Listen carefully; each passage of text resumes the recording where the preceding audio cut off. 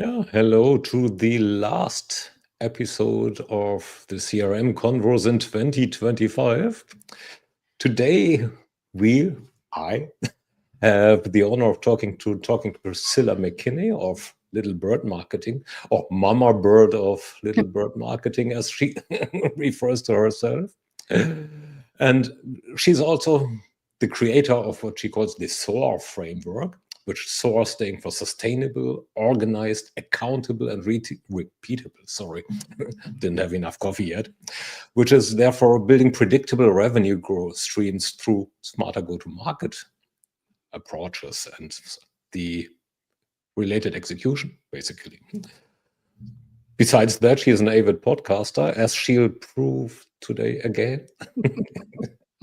And well, one claim of fame is cutting through busy marketing. So she, from what I perceive, she hates it.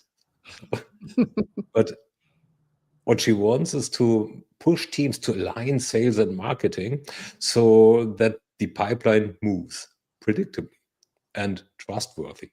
So that needs a clear audience, it needs disciplined content strategy, or rigor, of course. Make a plan and then walk it, execute it. Now, talking about today's topic, the CRO and CMO relationship, this sometimes feels like, well, less harmonic than it could be. And well, Priscilla is here to bring the playbook, the honesty, and the ability to get us understand using, well, vivid analogies and kind words, good words actually, and lots of knowledge. So what did I forget after you are probably blushing now? Exactly. This gal sounds amazing. I want to talk to her. No, I'm so happy to lead this team of creatives, but toward revenue-minded ends. And I think that is unique in the space. Sometimes people hire marketing companies to do the marketing, but it's the marketing companies that need to actually work with the revenue team in order to really move the business forward. And that is my mindset. You're right. I hate busy marketing work. Why? I am not a nonprofit. You are not a nonprofit. My clients are not a nonprofit entity. We're here to make money. We shouldn't be embarrassed or ashamed about that. We need to put it at the forefront of what we're doing and make sure that we are being good stewards of the time and the resources that everybody gives us in order to generate more revenue. That is as simple as it is. And I don't know why that eludes so many marketers. But did I just hear that I can't outsource my marketing to someone? Bummer. I need to do that myself. I need to take accountability for it? Really? Yeah, exactly. Now, feel free to outsource it to Little Bird Marketing, but we'll ask you a lot of pointed questions and we'll make sure everybody's collaborating and we'll get on the same page. And that's, yeah, it's funny. We laugh about that, but so many people do want to just kind of wash their hands of it and hand it to someone else to do. But that is not a good way forward. It does not end well. Why do they want to do that? Well, because frankly, it's hard. And also, I would say that while, like, in America, we suffer from a genuine Protestant work ethic, people are not afraid of working hard, but we also have a weird aversion to talking about money. I don't quite understand it because we are really completely ate up about it. I mean, we are money hungry culture, right? Yeah, And so I find it interesting that when you pull a layer back for a minute, it's actually hard for people to talk about numbers. It's hard for them to talk. They have the money concept problems. It's great when it's theoretical, but when it comes down to, yeah, but this lifetime value, but this churn rate, but this, it's like people are like, oh, well, I don't want to talk about numbers and money. It's like, yeah, that's exactly what we're here for. So I think it's about, you have to find the right people. And I would say a crazy thing that the rabbit hole, first we're down one rabbit hole, you and me, Thomas, is that, when you're interviewing people, ask them about money, ask them to talk about it, watch them. Do they hem and haw, or do they just get right to a point and say, oh, well, that should cost about this, and I'm okay with this, and this is about the return. And if they can actually talk about money, then you need to keep talking with them. And, kudos to the one who can read a P&L and really understand what the business is there for. And I think we're missing that interesting piece. And then we get into marketing and we've got the CMO and the CRO there. And of course they're going to be in a tug of war. But sometimes that foundational ability to really just talk about money and talk about numbers is not in the vernacular. That almost sounds like there is some shared DNA between Americans and Germans. Yeah, but you guys don't want to talk about anything. Talking money is a big no-no. Yeah, listen, I lived in Germany and I'm telling you, it's just like, it's all just tight-lipped about everything. So, as a cultural anthropologist, I say, I think that's a funny way of looking at it, but I think it is important to put those things out there. And, when I'm working with teams in Europe, I have to be aware of different sensibilities. People come at money in a very different way. But if we are leading this team, if we are moving forward, if a company has given me a remit that is revenue related, we're going to have to talk about money. Yeah, but talking about money from a CRO side and a CMO side. Yes. So, well, they share the similar objectives, making the company more successful, the company they work for.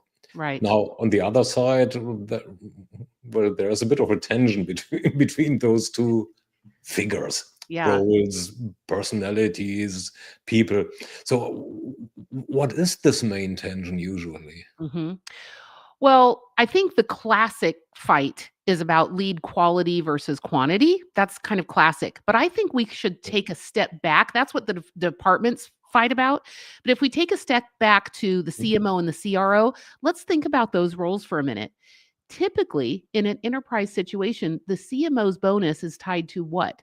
Certain brand trackers or maybe KPIs, certain kinds of marketing moves. And then the CRO's bonuses are tied to actual revenue.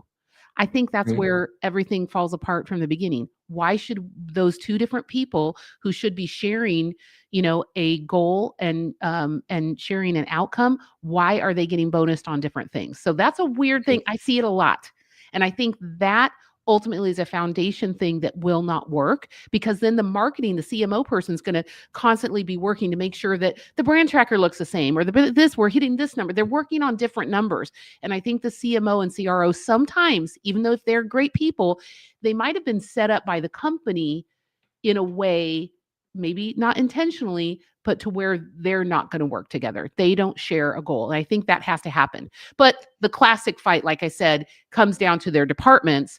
It's salespeople always pointing at marketing people saying that lead stunk, and marketing pointing at salespeople, we gave you tons of leads, you never picked up the phone. Right? I've heard that story once in a while. Yeah. Why are companies smart enough to tie the objectives of these key roles that are ultimately underpinning the success of a company, with KPIs that are that different, not supporting each other even? Yeah. I honestly don't know. And I think the CFO is a part of that too. I think the CFO needs to be brought into the same things. If the CFO signed off on certain things, like let's say we're going to go to this conference, sales wants you to go, marketing says they can figure it out, CFO is looking at the budget, they need to be able to say, not just, oh, do we have the money for it? They need to say, my bonus is tied to revenue generation. Is this going to be a good conference? So I think, let's just pretend for the sake so that we have something to talk about for the next hour. Let's say that somebody solves that and they're all supposed to be, generating revenue. There's still problems. There's still problems internally between sales and marketing that keep cropping up. But I do think we could, put a Band-Aid on these kinds of things. But if the overall company is not awake and alive to perhaps the foundation that they've set that is not going to yield success, no matter how much you keep putting pressure on people, then it's just not going to work. So let's flip that a little around. So, they can't totally oppose each other. Right. Well, they can, but they really shouldn't. Where do they, even in a normal quote unquote, pull the same road and that into the same direction? Yeah. See, let's talk about the positive of it. And it's what people miss is that when the CRO and the CMO actually collaborate, they are both working towards that North Star revenue growth. And they're not looking at marketing metrics. They're not looking at sales activity. They're just looking at the results, at the revenue.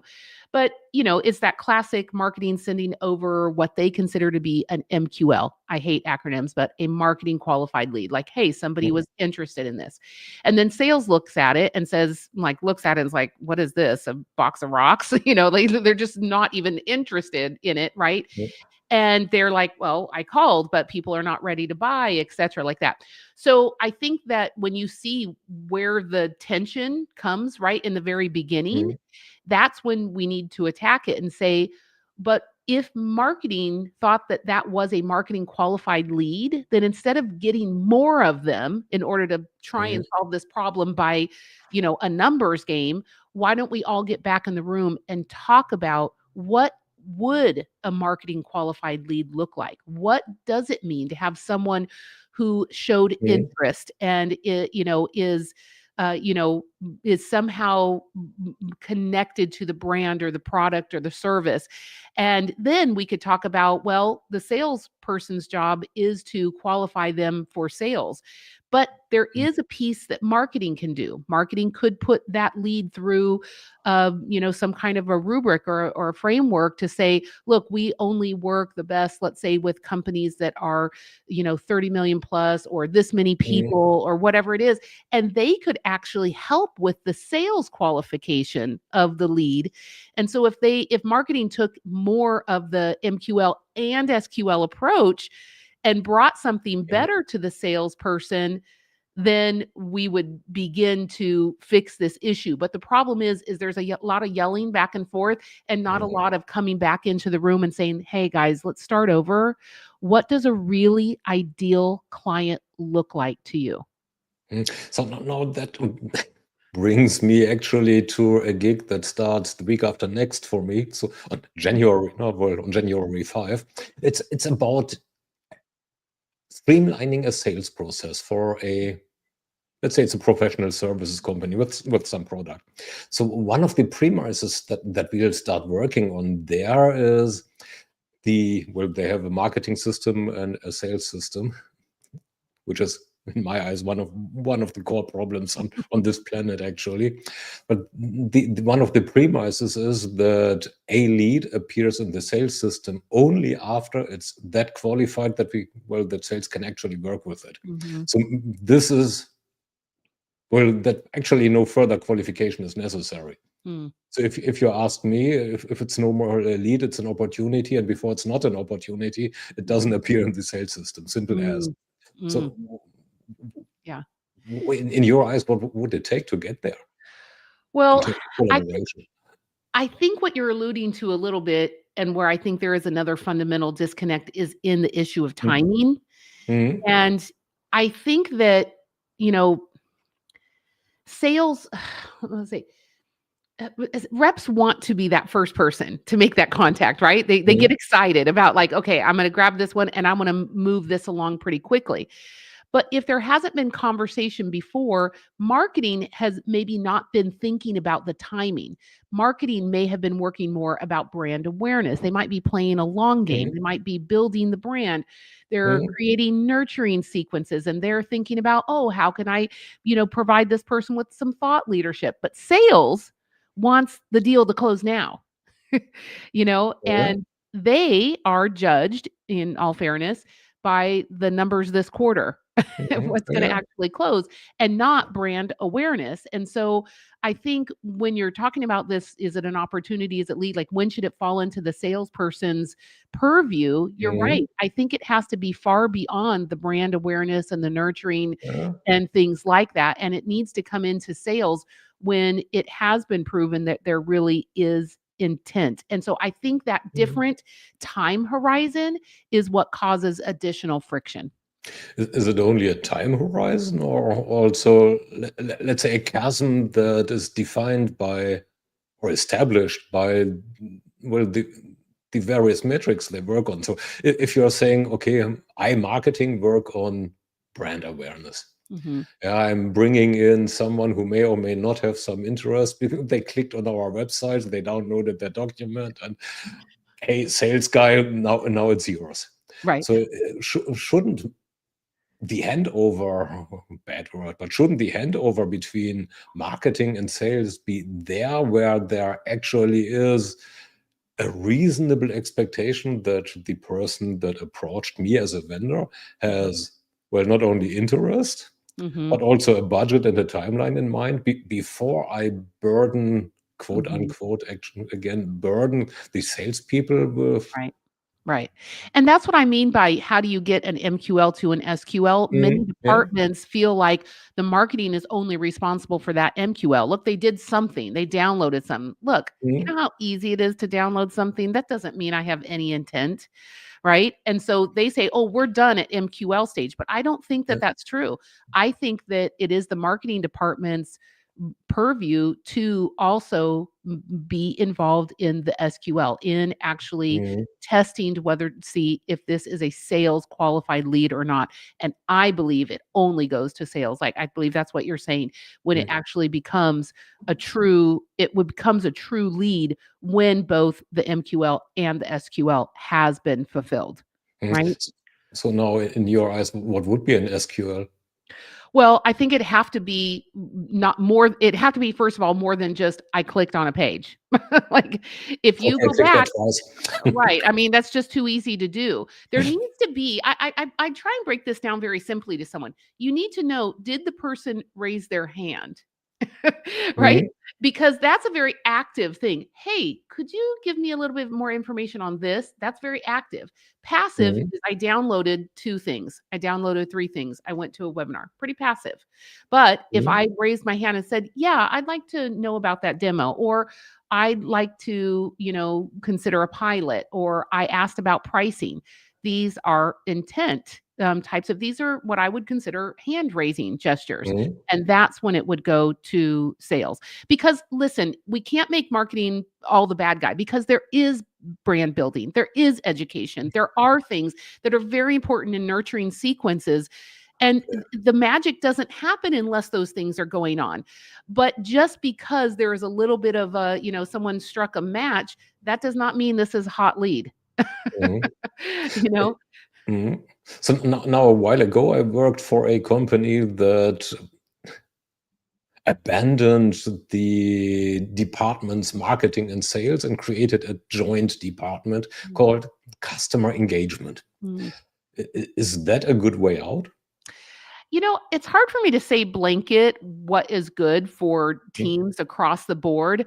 I think it has a lot to do with who you have on the team, maybe what the mix of their skills are. It also depends a little bit on the size Mm. because when you are, even when I work with companies that are about 20 million, they still might only have one person in marketing, right? And Mm. having that person siloed in marketing is about the dumbest idea you could have. They absolutely need to be embedded with the salespeople. How are they going to hear how that thing closes, right? Like they need to know, they need to be involved in the celebration, the success of what Mm. happened to understand it. And so, yes, I think that idea of, bringing them together is important. Should it be all one department? I'm not sure because I will say I'm a little bit wary of having a lot of the salespeople whose job it is to, dial for dollars. This is me making the gesture with the phone, which none of us have a phone like this anymore. Just imagine I'm holding a banana. So Mm. let's talk in the banana. I don't want to bother them. They're our money makers. I want to do Mm. nothing but support them. So I don't know if I want to bring them into customer enablement if it's going to mean meetings that could have been an email. Right? So that's Mm. what I would be thinking. Now, if it could be dynamic and that time well worth it, I would absolutely bring them together. Even if they're Mm. not completely brought together, I think there should be some kind of meeting where they do get together. Maybe they don't kind of sit in a same department together, but there needs to be something on a very regular basis where they are able to very freely Mm. talk back and forth about what is happening. What is going on with the buyer's journey? Is the journey getting too long? Do they not have enough education or information by the time they get to the salesperson? Like, what are the nuances? Because nobody likes feast or famine. And marketing does want their campaigns to provide something very steady, and sales, good God, they want a reliable flow of opportunities. They want to say, "Hey, I'm ready to dial. I'm in the mood to really do it. Who am I supposed to call first?" They need to be able to have tools in front of them to prioritize who's next and have the largest likelihood at the top of that list of sales. So Mhm. bringing them together, to answer your question, could be very smart if that were a dynamic meeting. But I would hate to see people bringing them back together, but without fixing the fundamental issue of really understanding, how does this company make money? How do we go forward? Because I think we all know it's not always net new dollars, right? We might need to have a conversation about some other things which are very important, which is, maybe engaging past clients that have not Mhm. been, there's a gold mine in so many people's CRM, right? Yeah. So are we talking about that? Are we talking about maybe raising the prices? Are we getting close? Are we talking back and forth with about, oh my gosh, this was a no-brainer. People did it. Wait a minute. Are we priced too low? That talking about that kind of stuff. And the big, big, big, big, big one that I would love to have sales and marketing talking about more is churn. You might be able to get them through marketing and force them into sales, and it happened to be a moment Mhm. they got them in. But if they leave after that first term and they're gone, they were not ideal, and we are killing ourselves. So even if those metrics flow correctly, MQL, SQL sold, are we keeping them? Why not talking about net retention Yes. Yes. instead of churn? Yeah. Yeah, net retention. Okay, let's make it positive. And I mean, people there may be some customers deflecting as long as the other ones make good for that, and Yeah. plus, then Mhm. might be that I'm, quote unquote, again, losing the right customers. Right, right. Yeah, and I think that just needs to be an open dialogue about that. Even as small as my company is, at the end of the year, we go through and look at every client that churned out, and we have a meeting and we discuss it. Who was on this account? What happened? Sometimes, oh, it got bought out. Well, they came to us because they wanted to be bought out. Okay, well, we all won. We did Mhm. the thing they asked us. It's not always negative, Mhm. but then we have to ask the question, why didn't we book the client who bought them? So Mhm. we have Yeah. to answer for that, right? And I think it's about allowing people to have a place to talk about why customers left, is really important because that will sharpen the sales process. Now, somewhere at this place, SOAR comes into the Mm, picture. mhm. How does this framework or your framework relate to this this Right, problem that you just right. mentioned? Okay. Well, first of all, I'll say anybody can crib this from me. You do not need to ever work with Little Bird Marketing. I'm going to give you a framework that I think would help you at least come back to your marketing and say what's going on here. Like if Mhm. something is wrong, just ask yourself these questions, but ask them in this order. I do see often people out there doing right marketing actions, but they're doing them in the wrong order, and it is causing problems. Okay? Mhm. So the framework is very simple. S stands for strategy, O stands for organization, A stands for accountability, R stands for repeatability. So when we start at first, we get strategy. And this is a key part of what we're talking about, Thomas. Strategy doesn't mean the marketing department goes off and creates a strategy. Strategy means we bring the people, all of the stakeholders to this goal in the Mhm. room and we talk about it. Because too often salespeople get left out of that strategy meeting and they are the people talking with the ideal customer all day long. And we need to hear, what does this person say? In fact, one of the first questions I ask is, hey, when you were talking with like the last great client of yours, like it was just an ideal sell, it was a perfect product market fit, they're happy with the service, they're staying on. Go back to that moment and remember when you were on the phone and they said, oh, what came out of their mouth next? What was the thing that was just eating this person alive? What was the pain they were in? And let's get really clear about that. And only the salesperson really knows the answer to that. So that's where strategy starts. So in the strategy, we pick that, we need that input. And how do I get that out of the salesperson? In time, not once in a year in a strategy meeting, but Yeah, when at the time it matters, actually. right.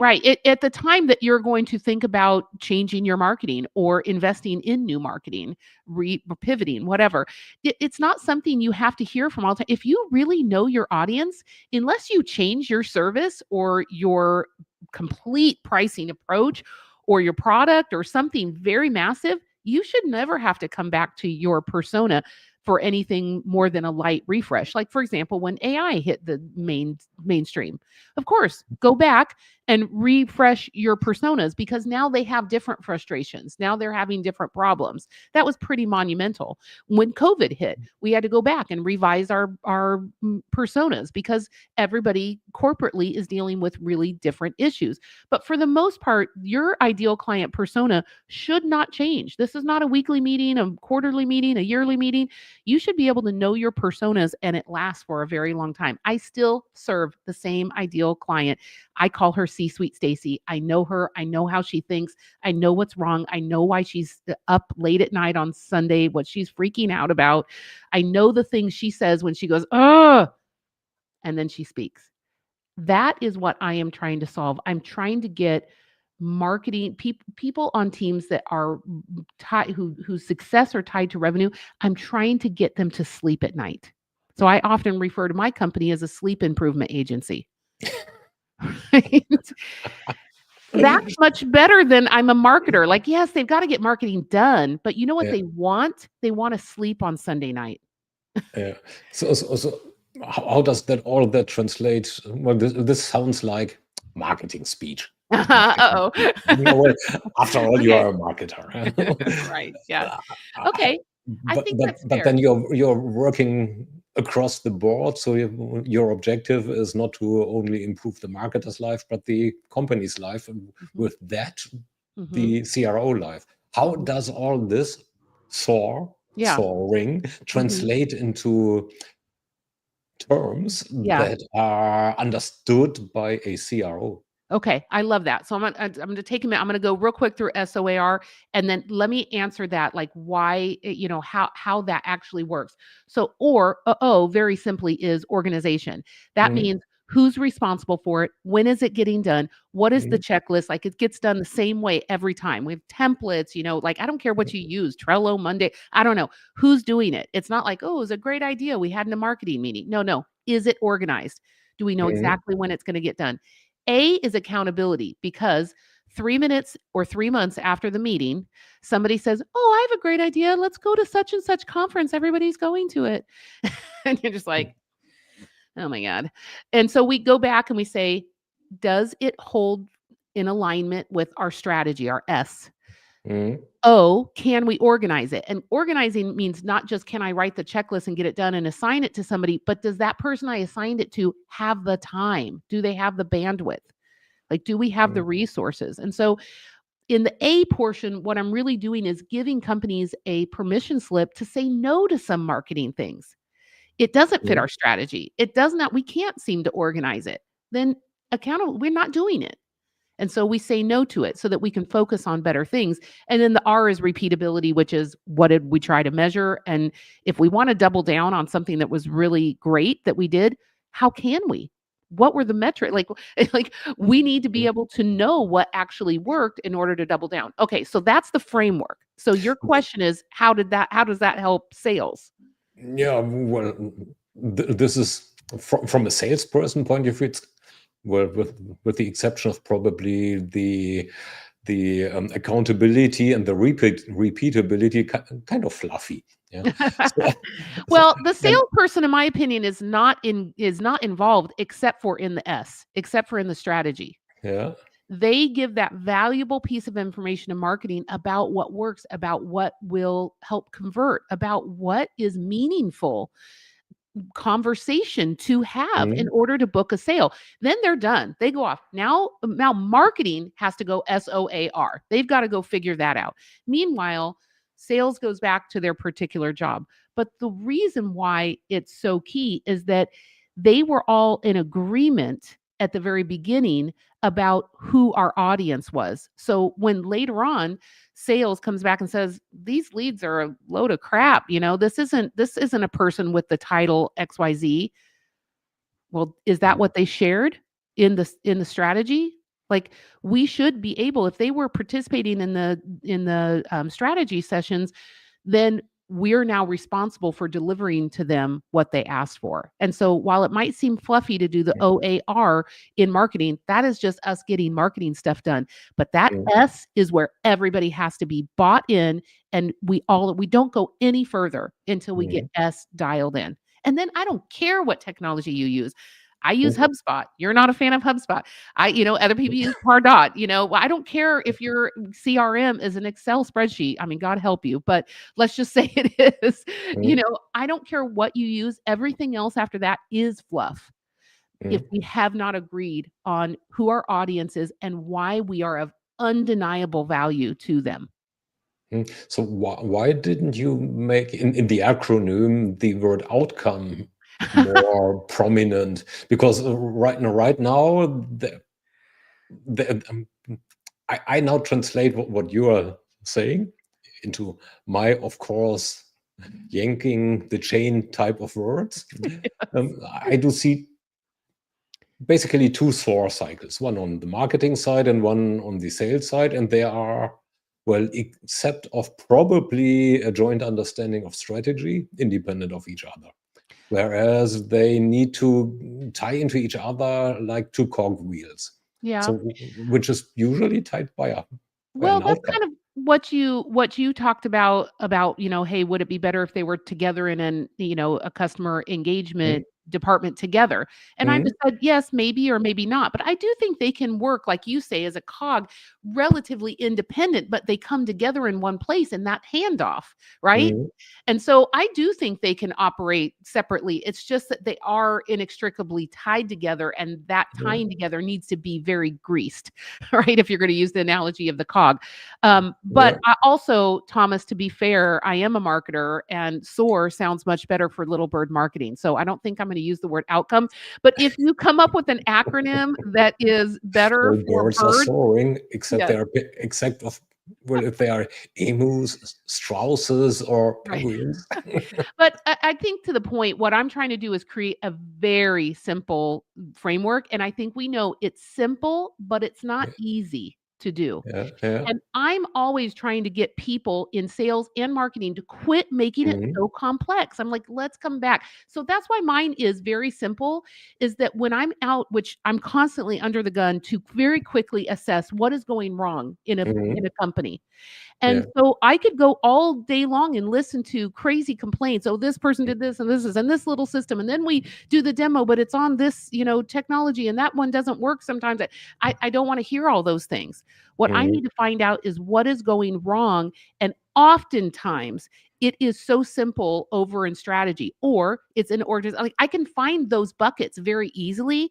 And it's a little bit more of a helpful diagnosis tool to understand that something has gotten out of order. mhm. So now let's assume they cooperate, Mhm. collaborate even, yeah, Yes. and that willingly. Yeah. So, if there were 2 or 3 objectives that or outcomes, objectives in terms of outcomes, Mhm. that the CMO and the, let's call him or her chief of sales Mhm. instead of chief revenue officer, what would should be those 2 or 3 key outcomes be that they Mhm. should agree upon? Is it Mhm. retention, revenue, pipeline velocity, growth in Mhm. general? So, and how to get there? Okay, that's a big question, but I will answer it by this. I think each campaign Mhm, needs to be measured by different outcomes, okay? And, mhm, there are some things, like we mentioned, that marketing needs to do that are brand awareness. Sometimes mhm, those are fluffy, I'm sorry, that's what marketing does. Sometimes they're kissing babies, shaking hands, and they're just being goodwill. So you're at let's say you're at mhm, a conference, and you buy drinks for everybody at the bar. Okay. You know what? I can't tie that exactly to revenue, but there's some goodwill there. But I'll Mhm. take one case in particular. I do a service called Revenue Sprint, and it is an agreement for somewhere between 4 to 6 months. And it is a series of 3 webinars. Sometimes it could be an event in person or something like that. But for simplicity, let's just say it's 3 webinars in succession. And Mhm. the reason why we run this kind of a marketing campaign and a revenue campaign is specifically because we don't have the salespeople talking with the strategy at the beginning, and we probably can't solve the entire company. But if we could take it in a small piece and say from 4 to 6 months, we're going to very much focus on a revenue sprint.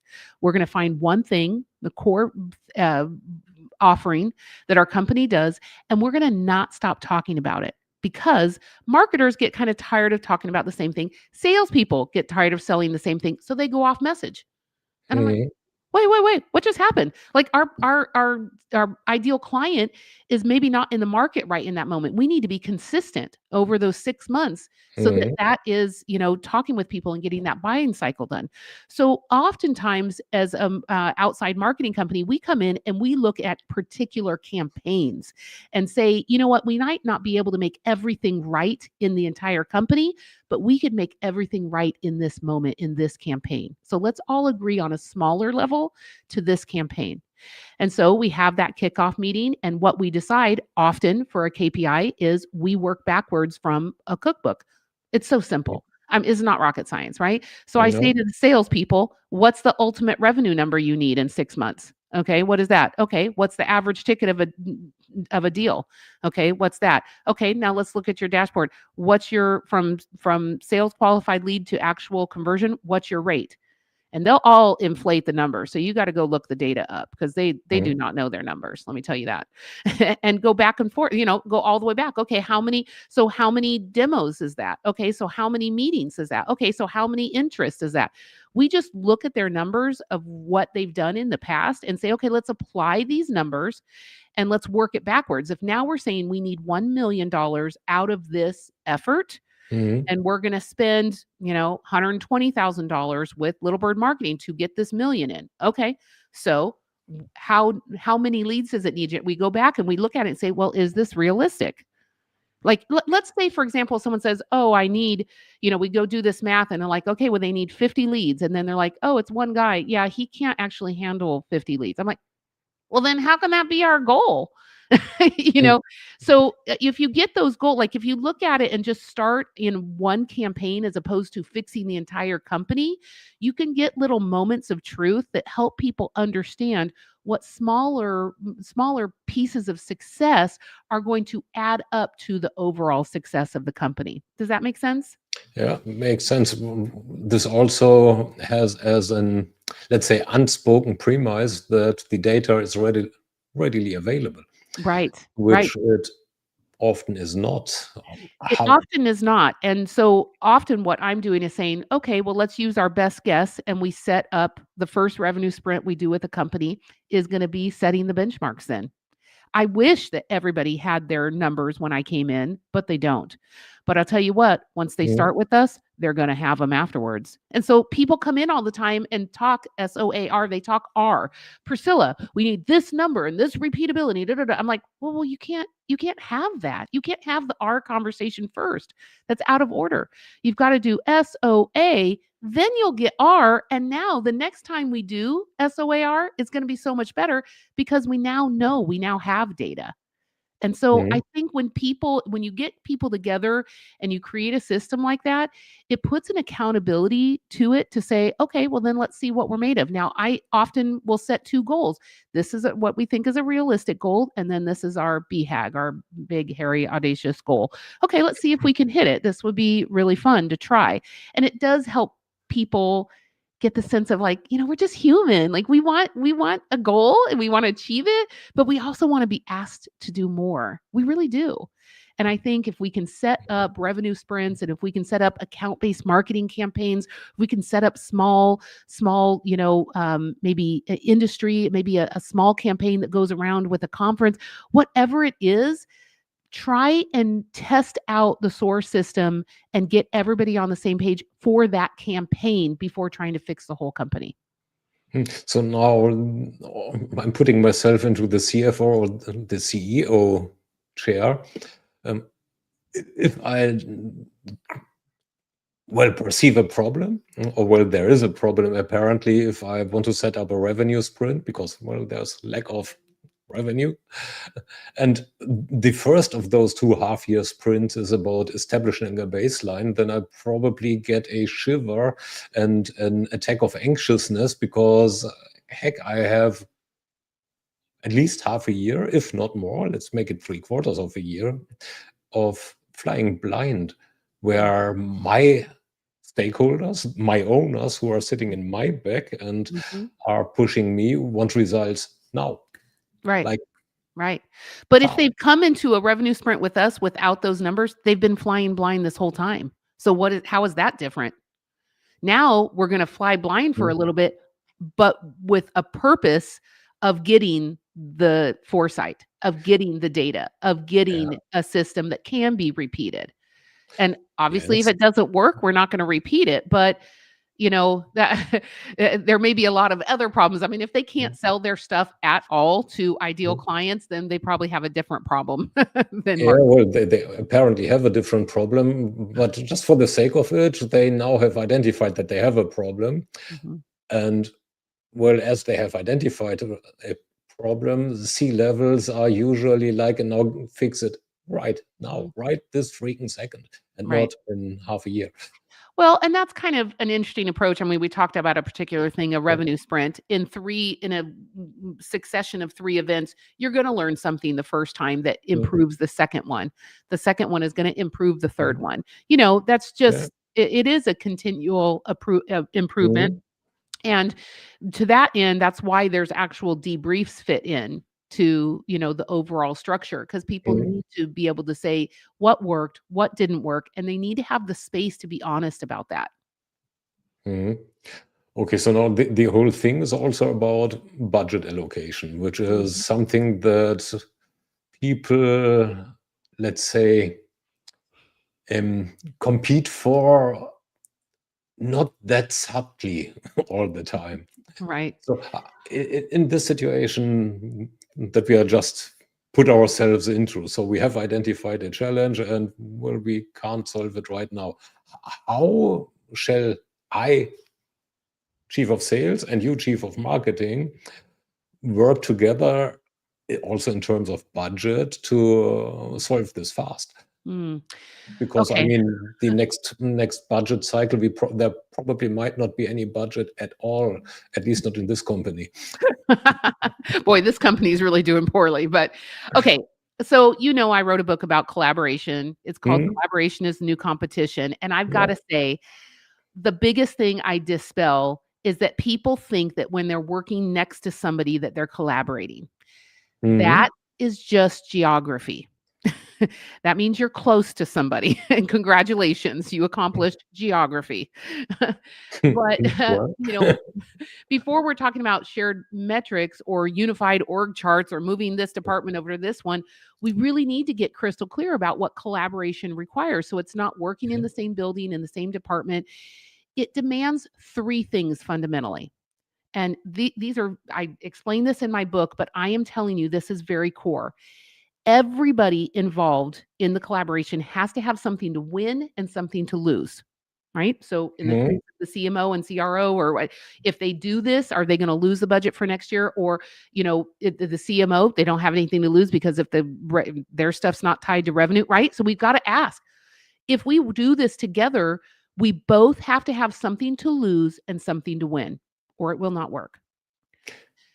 Yeah, and it better be the same thing. And that's why I'm saying I think Because, it should be the same thing. I can easily set this up in a way that I win and you lose. Yeah, Or right. the other way around.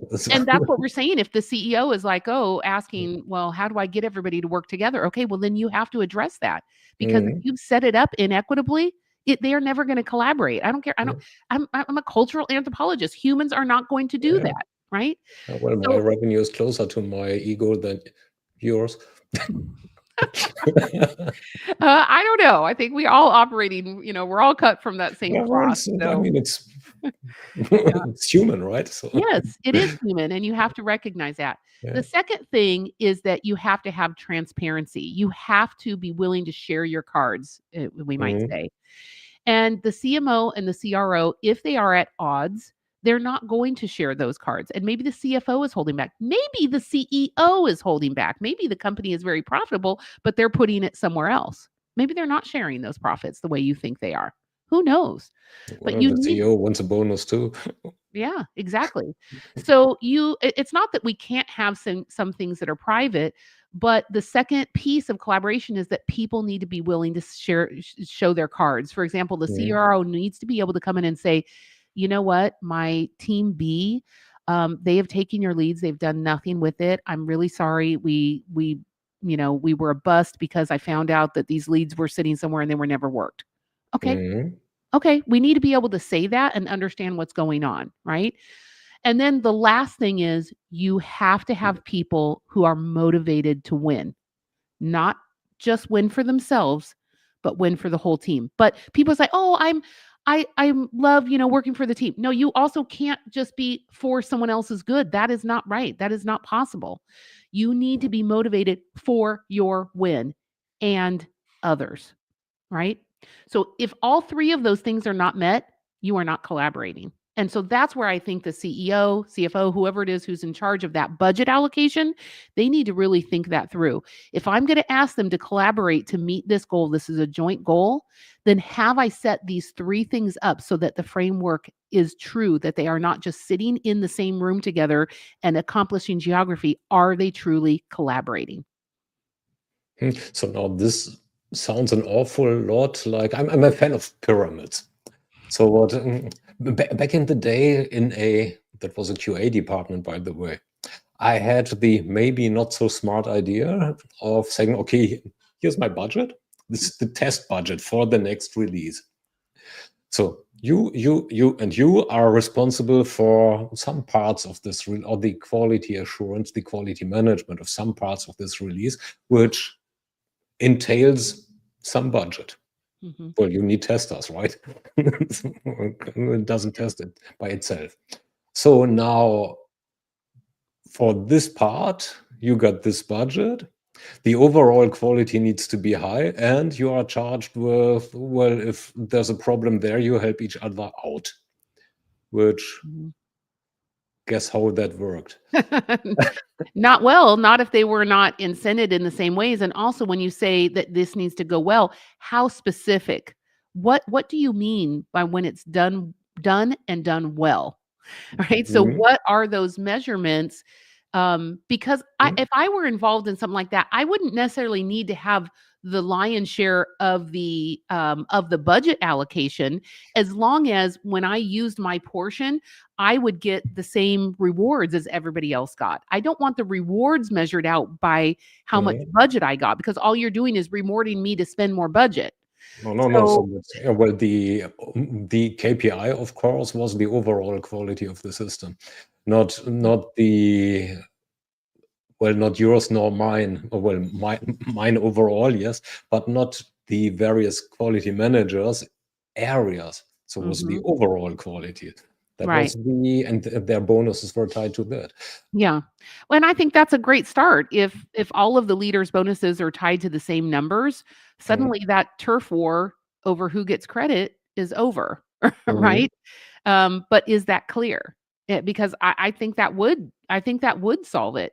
And there needs to be something else. It's like, and if this goes well, what else might you get? How else might what's a future reward? Not just a reward Mhm. for this measurement, but I would think that would solve it. No, it did partly.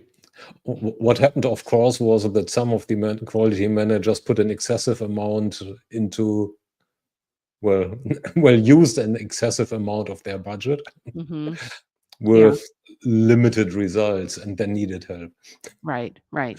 So that was quite interesting. So this I see between the CRO and the Mhm. CMO as Yeah. well in this situation. So if they are Mhm. both getting a piece of the cake, and the, Mhm. the, the cake has a limited size. Mhm. And yeah, still the outcome is not necessarily the desired one. And then they need to be able to help each other. So Right. Yeah. where can they incentivize further to make the joint success happen? Right. Okay. Well, I'm going to get in a little bit in the weeds about something I talk about in the book, but I do Mhm. talk a little bit about thinking through hierarchy when you've asked people to collaborate, especially on an effort this monumental, this important for your company. Um, I'm a CEO, right? And so Mhm. when I walk in the room, everybody expects me to talk. My Mhm. employees know that, oh, Priscilla called this meeting. She's going to say something. It is up to me to make sure that I am not the first Mhm. person to talk, the loudest person to talk, the longest person to talk. It's up to me to figure out how to think through hierarchy. We have to have hierarchy to run our company. That's just the way Yeah, it is. yeah. But we don't need hierarchy to run every meeting. And if you are Mhm. asking people to collaborate, you need to take it a step further and understand what is happening in the room, who is getting to speak, who is getting the lion's share of, I propose we do it this way, right? And Mhm. then you enter a layer of personality on top of that. I've got a crazy big personality. So Mhm. now I need to be more mindful. And my trigger is the doorpost. When I walk into a door, I'm walking into another room, I'm mindful who's in charge right now? Mhm. Who is going to get to talk more right now? Yeah. And so if you really start imbuing your culture with this idea of collaboration, it's not just getting these shared things and getting these, overcoming geography and actually working together. It's taking that and pushing it out to the whole group. How can we get everybody who's also going to support that CMO, that CRO? How can we get them in a room and lay out the goal? This is what we have to achieve. Guys, what do you think? Let's think outside the box. Let's figure out how we're going to do it. Mhm. Anybody have ideas? And it is a way that there's so many ways you can force everybody to talk and Mhm. and then get a different approach to what's happening. And actually sometimes it's the not always, but sometimes it's the lowest man on the totem pole. Sometimes the highest one has the best idea. It's just you have to have a system where collaboration will work when there is that openness and the ability to talk about how are we going to achieve it and why didn't we achieve it before this. Mhm. And there needs to be a place where people can talk like that. Yeah. Is that where your cocktail party analogy comes into picture? I use the cocktail party analogy a lot for LinkedIn, really about how to engage and be helpful and interesting and get invited back to parties Mhm. that you can talk with ideal client buyers. But yes, it can Mhm. apply to even coming into the room and thinking about, you know, people don't think you're interesting unless they know that you're interested in them. And that listening is just a, very underrated skill. And for the sake of efficiency, we just tend in our companies to run like, okay, well, let the top dog talk and everybody else has to follow suit, but we're losing a lot in that. And Mhm. so instead of being the CEO who walks in and starts barking orders, instead, if we learned to say, oh, well, what do you think about that? Oh, tell me more. Well, why? Why did that happen? Well, and if we start really getting curious, which is a really good tactic at a cocktail party, right? People think they'll walk away. If you said nothing about yourself and all you did was ask about them, they'll walk away from that conversation and be like, "Oh my gosh, she's amazing. You don't know anything about me. All I did was ask you about you." And so if we can take that cocktail party and bring it into our teams and get better and better ideas and get people more attuned and accustomed to listening to each other, and that will help us get back on the same page and hopefully solve, maybe mend a little bit of the fences between sales and marketing. Mhm. Okay, so now conscious of your time as we are approaching the hour and you have a follow-up, let's get into what I call the famous last words usually as a termination of the session. So if I'm looking at the CRO and the CMO, they are usually they are hiding behind a facade. And well, they have some veneer, some corporate veneer, Mhm. so battle scars or whatever they they Right. are. And what prevents them from showing up as authentic humans, and what would you suggest them doing to appear as human, authentic, not humantic augments, as authentic humans, so that they understand each other Right. well enough to be able to work together and not against each other? Right. Right. Well, here's the thing. We don't need to be friends with everybody we work with. Right. At the end of the day, the CRO and the CMO, if they're going to collaborate, this isn't about being nice to each other. This isn't about Mm, liking each other. It's not about exchanging Christmas cards and going on vacation together. It's about recognizing that when you truly collaborate, you create bigger wins for yourself and other people. So if you mm, can go into it being just purely selfish, that's okay too. It will mm, work. And you can set your whatever weird personality aside, or your, fake needs, or whatever it is that's, blocking you in this moment, and you can stop fighting over pieces of that cake, right? Because mm. you have instead made a conscious decision that we're going to just bake a bigger cake. So So that basically it's about understanding each other's needs then. yeah. And I think it's about being okay that you're selfish. Look, Mm, I'm a fractional CMO. I want a big bonus. That's okay. mm, I want to go in the room and say that, guys, let's make a lot of money. This is going to mm, be awesome, right?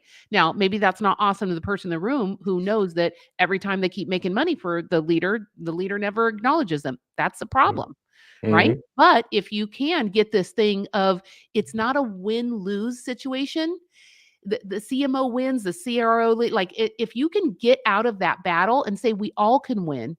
In fact, mm, I could win, you could win, the financial officer could win, and this new intern could win, and then all of a sudden it becomes expansive. It's a different mm. mindset. And I don't Okay. think you need to like each other to do it. No, you just need to pull up the same rope Mhm. and pull it into the same direction. That's Right. that's probably the key about that. Right. I Okay. will say also, collaboration is what I wrote about, but it is not always the way to do things. So people kind of get that wrong sometimes. I think, oh, you wrote the book about collaboration, and so you must love it all the time. No, I wrote it because it doesn't work all the time. It works sometimes. And what I'm trying to give people is the tool to understand when to use it and when not to. Because if you are working with people who will not do those three things, agree to have something to win and something to lose, agree to show their cards, and agree to have a win, like an energy, a moxie, a something, like they are driven to win, like for everybody. If they don't do those three things, I am not collaborating with them. I'm going to go back to a traditional approach, use my hierarchy, and get this shit done. Right. Mhm, So I don't think collaboration is always the way. And when it comes to the CMO and CRO, if you want to create a very healthy, system that's around a hierarchy that's driven towards sales and very good, clear, shared goals, I think it would work. mhm, Right. okay. So, don't do collaboration for collaboration's sake. But if you are working at a company that will not do that, and it is, you know, it's problematic, maybe it's not the company for you anymore. Okay. These are probably great famous last words. Not cut the probably. That was a mic drop, but I love my mic, so I'm not going to drop it. Yeah, that's far too nice to drop it. So, and I know it because I have the little sibling, I think. Which, but anyways, thanks for your time and your insight, Mhm. Priscilla. Merry Christmas Thank and you. a Happy New Year to you and the audience, which we didn't totally scare away, apparently. There have been no comments, but a couple of reactions here. And yeah, to the audience, thanks for being here the whole year and particularly this session. And let's look forward to the first one next year when we are talking to John Reed, which is always it's always fun. We're really always fun when we are talking with him about, wrapping up the then past year, 2025, and looking into what we as analysts expect from vendors in 2026. or not so much. But that'll be fun as well. Mhm. So thanks, Priscilla. Thank Let's you go. so much for having me, Thomas. I had a great time talking It was a shop blast. with you. It was a blast. So let's go backstage.